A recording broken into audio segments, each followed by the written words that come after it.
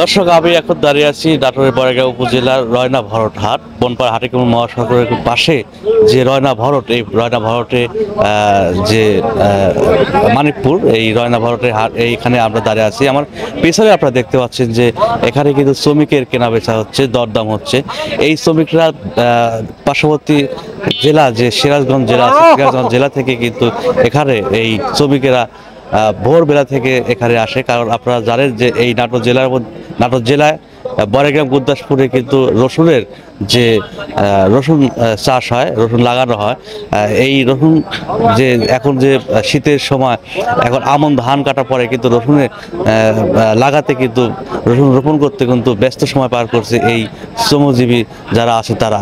তো স্থানীয় যারা শ্রমিক আছে তারা এখানকার যে চাহিদা, এই চাহিদা মেটাতে না পারার কারণে এই হাটে পার্শ্ববর্তী জেলার সিরাজগঞ্জ জেলা থেকে এই হাটে শ্রমিকরা তারা এখানে চোম বিক্রি করতে আসে, এবং যারা ক্রেতা আছে অর্থাৎ গৃহস্থালী তারা বিভিন্ন দরদাম করেই এখান থেকে শ্রমিকদের নিয়ে গিয়ে তারা বিভিন্ন কাজে লাগায়।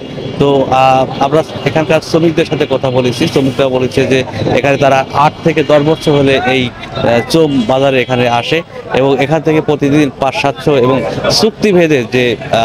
চুক্তিভেদে তারা 800-1000 টাকা করে কিন্তু এখান থেকে নিয়ে যায়, এবং নিয়ে গিয়ে তারা কিন্তু তাদের পরিবারের আর্থিক যে সংসার যে আর্থিক সংকট কিন্তু তারা মোকাবেলা করে। তো এই হচ্ছে এখানকার যারা গৃহস্থালী আছে তাদের সাথে আমি কথা বলছি।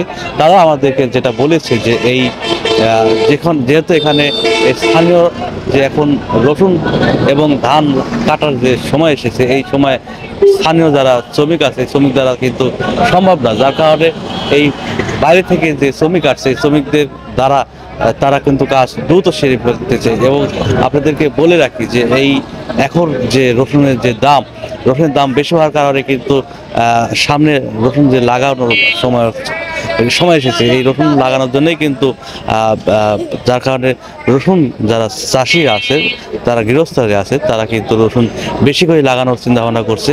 যার কারণে এই রসুনের এই শ্রমিকের হাটে কিন্তু একদম জমে উঠেছে, আপনারা আমার পিছনে দেখতে পাচ্ছেন।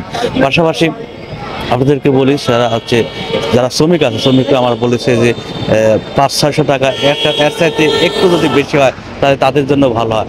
তো মোটামুটি আমার কাছে এই নাটোরের বড়াইগ্রাম বনপাড়া হাটিকুমুর মহাসড়কে রয়না হাট থেকে এই ছিল সর্বশেষ।